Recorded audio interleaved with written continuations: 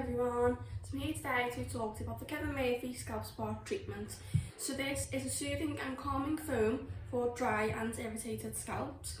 It includes carrot root extract and lavender oil to soothe.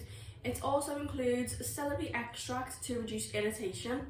It removes any dirt and excess oil from the scalp.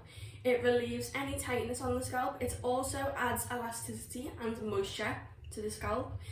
It is cruelty free, so how to use: you can apply on damp or dry hair.